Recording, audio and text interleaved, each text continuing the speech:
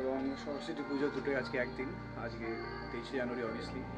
তো আজকে অনেক কাজ, তোমাদেরকে অনেক কিছু দেখাবো আজকে, যেমন আমার ফার্স্ট স্কুল, আজকে কোথায় কোথায় টুকটাক ঠাকুর দেখতে যাবো এবং কোথায় যে খাওয়া দাওয়া, বাঙালি মানেই তো খাওয়া দাওয়া।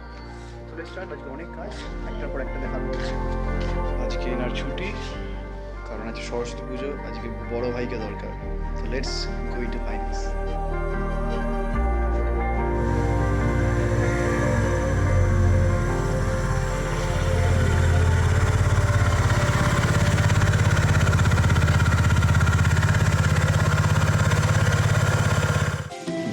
সকাল সকাল বন্ধু বলল বাটানগর নিউল্যান্ডের ঠাকুর দেখতে আসবো। তো আমি পাড়ার একজন ঘুমাচ্ছিল, ঘুমন্ত পাবলিককে তুলে নিয়ে চলে এসেছি। তো এই হলো বাটানগর নিউল্যান্ডের পুজো, ওয়ার্ল্ডস বিগেস্ট সরস্বতী পুজো কমিটি। বাইরে ওটা আছে, ওটা দেখার পর দেখাবো। এই হলো গত বছরের ওয়ার্ল্ডস বিগেস্ট সরস্বতী পুজো কমিটি পুজো, বাটানগর নিউল্যান্ড।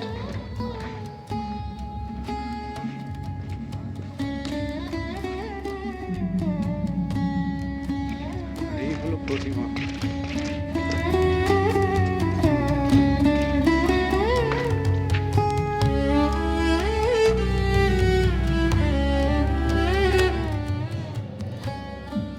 চলে এসেছি অটো স্পা ওয়াশিং সেন্টার, এটা নতুন হয়েছে, এটা কালীতলা আর এই দিকটা মুক্ত বিহঙ্গ, দুটোর মধ্যিখানে হয়েছে auto spa washing centre. So কাজ করে নিয়ে কথা হচ্ছে তোমাদের সাথে।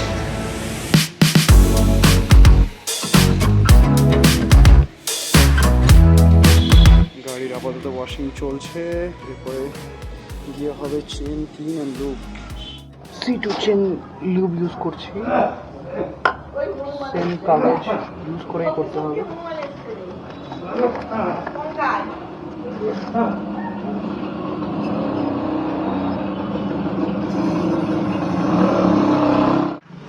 আমি জানি সমাজ মেনে নেবে কিনা, বাট আমি এই শাইনারটা কিনেছি হিরো কোম্পানির, তো হন্ডার গাড়িতে ইউজ করবো, দেখা যাক রেজাল্ট কী হয়। Moment of truth.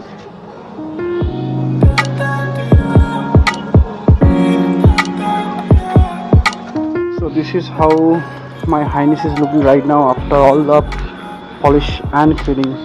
Chain lube হয়ে গেছে, গাড়িটা ডার্কের থেকেও ডার্কেস্ট লাগছে।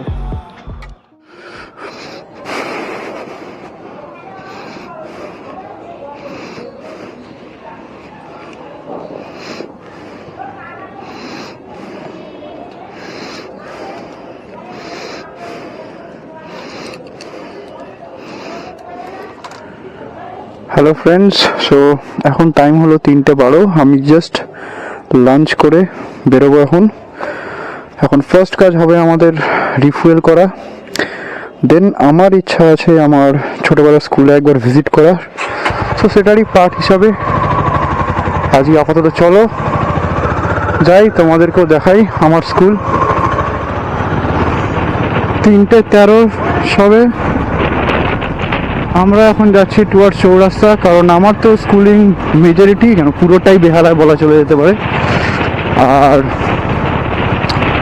জানি না বন্ধুদের সাথে দেখা হবে কি না, ছোটোবেলার বন্ধুদের সাথে প্লাস 2 বছর আমি স্কুলতে ভিজিট করতাম, দেখা হতো। আজকের জেনারেলি আমি বেলায় মিট করি, আজকের টাইম হয়ে গেছে 3:15, তো যেতে যেতে অলমোস্ট 3:30 কি 3:40 বেজে যাবে। আশা করি তোমরা সবাই আমার ওই রিলটা দেখেছিলে, যেটায় আমি একটা বাজে রাস্তা নিয়ে একটা ফানি ভিডিও বানিয়েছিলাম। তো অ্যাকচুয়ালি এই রাস্তাটা এই জায়গাটায় সামনে গেলেই গ্রিনফিল্ড সিটি, আর আমরা জাস্ট ক্রস করলাম নতুন হাট পেট্রোল পাম্প। তো এই দুটোর মধ্যিখানে হচ্ছে রাস্তাটা এখনও খারাপ রয়েছে, ইনফ্যাক্ট এখানে কাজ চলছে, খুব শীঘ্রই হয়তো এই পুরো রাস্তাটা ঠিক হয়ে যাবে। এই যে রাস্তাটা তোমাদেরকে দেখাতে পাচ্ছি আমি, এইটা হলো গ্রিনফিল্ড সিটির বাদের রাস্তাটা। পরের থেকে গ্রিনফিল্ড সিটি এখন এরকম রাস্তা হয়ে গেছে, পেভার্স পাতা সুন্দর। যদিও এটা এই খুশিটা মাত্র শিবরামপুর মোড় অবধি, ক্ষণিকের সুখ।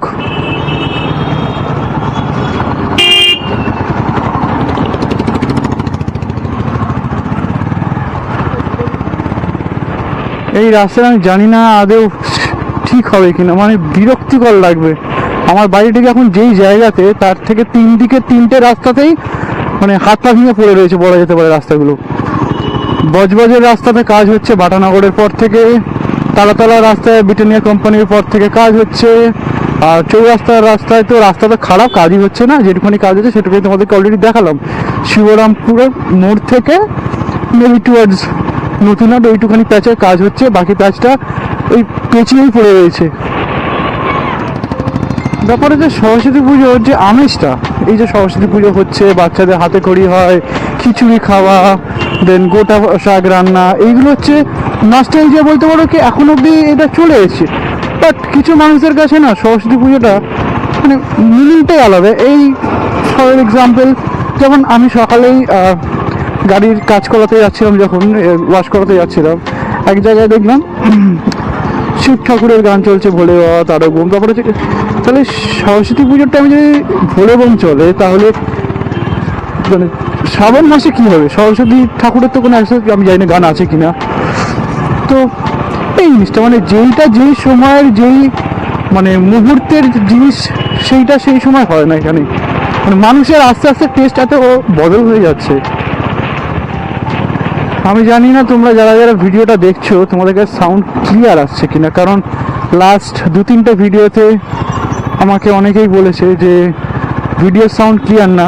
আজকে তো আমি এক্সটার্নাল মাইকটা ইউজ করছি, সাধারণত ওটা ইউজ করা হয় না, আমি ইন্টারনাল মাইক দিয়েই কাজ চালিয়ে নিই, বাট কাজ চালানোতে কাজ চলছে না। Let's see. আরে ভাই,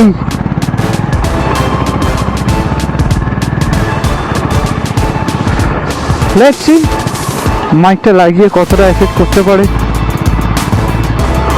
আর জানি না, যদিও প্রবলেম থাকে, যদি সাউন্ডের স্টিল এখনো ইস্যু থেকে থাকে, then I may have to adjust the position of the mic, maybe.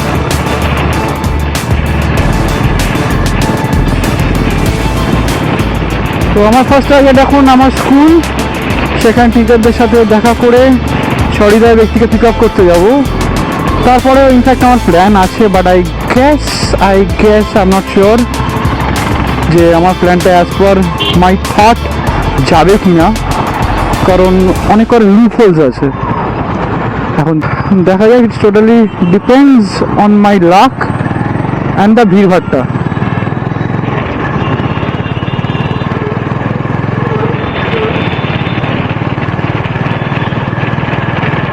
সামনে বেহালা অশোকা সিনেমা হল, আমি এখান থেকে রাইট টার্ন নেব।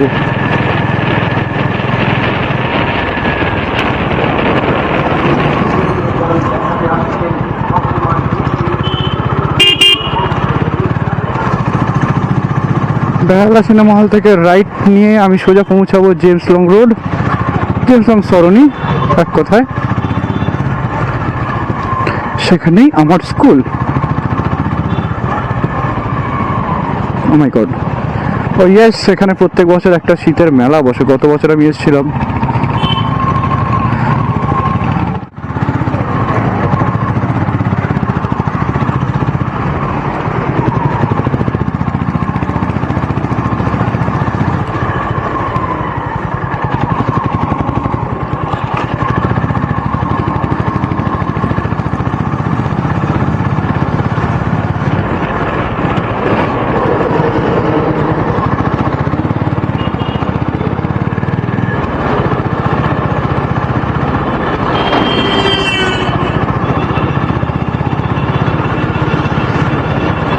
আমার স্কুল আমি এসে গেছি। সো এখানে বেশিক্ষণ স্টপ নেব না, একটা 10 মিনিট হল্ট দেবো বস।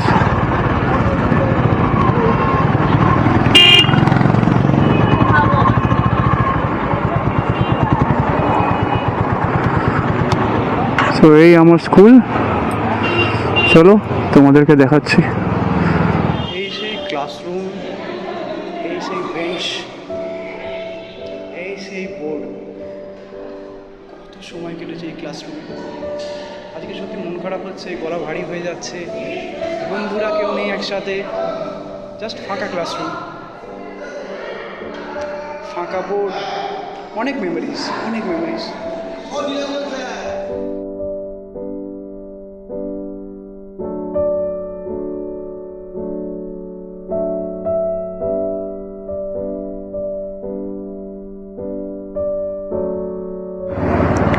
তো বন্ধুরা তো নেই, শুধু ক্লাসরুমটাই রয়ে গেছে। বললো আমাদের এখানে একজন গার্ড আঙ্কেল আছে, তো তার নাম হচ্ছে ভোলা কাকু। আমি ক্লাস 7-এ স্কুলে জয়েন করলাম, সেই টাইম থেকে উনি কিন্তু মনে রেখেছেন সবাইকে।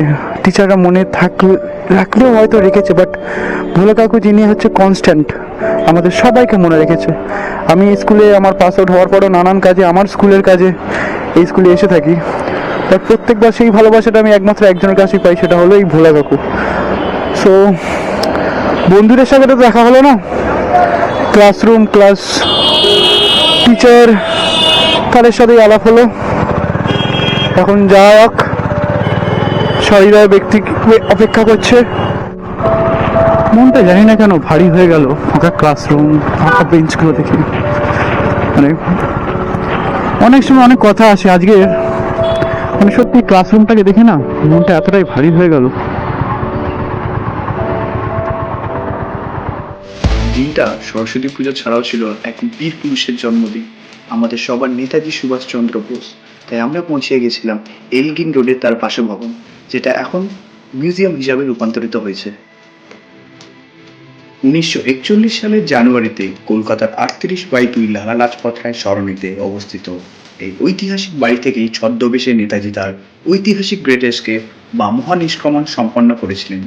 সেই ঐতিহাসিক জার্মান ওয়ান্ডারার W24 গাড়িটি আজকে দেখতে পেলাম শেষমেশ, যেটিতে চড়ে তিনি ব্রিটিশদের চোখে ধুলো দিয়ে পালিয়েছিলেন গোমোহ, তারপর পেশোয়ার এবং আফগানিস্তান হয়ে কাবুল, অবশেষে তিনি জার্মানির বার্লিনে পৌঁছালেন। যারা যারা নেতাজি ভবন ভিজিট করতে চাও তারা এই ডিটেলসটা মাথায় রেখো যে সোমবার বাদ দিয়ে সকাল 11টা থেকে সন্ধ্যে 6টা পর্যন্ত রেগুলার মিউজিয়াম খোলা রয়েছে এবং টিকিট প্রাইস এখানে 50 টাকা। আর অ্যাড্রেস হলো ফোরাম মলের ঠিক অপোজিটে। নেতাজি ভবন গেছিলাম, বাট এত ভিড় দেখে আমরা চলে এসেছি আপাতত একটু গোলাদিতে পথ নাই। সেখানে আমি প্রায় এসেছি, ওই যে সহৃদয় ব্যক্তি দাঁড়িয়ে আছে ওখানে।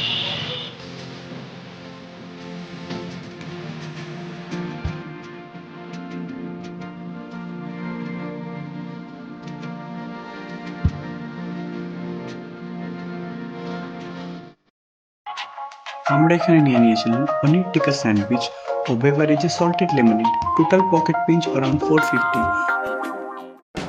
ক্যাফে থেকে জাস্ট 5 মিনিট ডিস্টেন্সে ছিল রবীন্দ্র সরোবর, তাই আমরা পৌঁছে গেছিলাম রবীন্দ্র সরোবরে। আর ঢোকার জন্য তো ভিড় বিশাল রকম ছিল, প্লাস পার্কিংয়ের অনেক কিছু ছিল।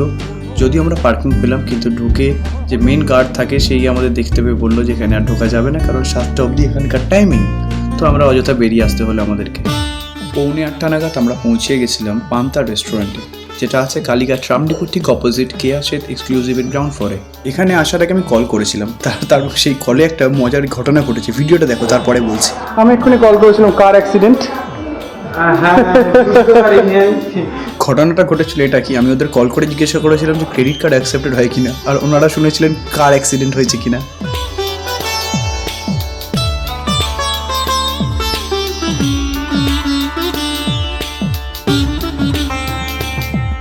রেস্টুরেন্টে ঢুকে প্রথমেই আমি নিয়ে নিয়েছিলাম নলেন গুড়ের রসগোল্লা, যেটা ছিল একদম গরম। সহৃদয় ব্যক্তি এখানে কাটলারি সেট সাজিয়ে দিল। সহৃদয় ব্যক্তির ইচ্ছা ছিল করতে স্ন্যাক্স ট্রাই, তাই অর্ডার দিল ভেটকি ফিশ ফ্রাই। মেন কোর্সে আমরা নিয়ে নিয়েছিলাম প্লেন স্টিমড রাইস 1 প্লেট, ভেটকি পাতুরি ও মাটন কষা 1 প্লেট, আর সাইডে ছিল আমাদের একটা সল্টেড লেমনেড।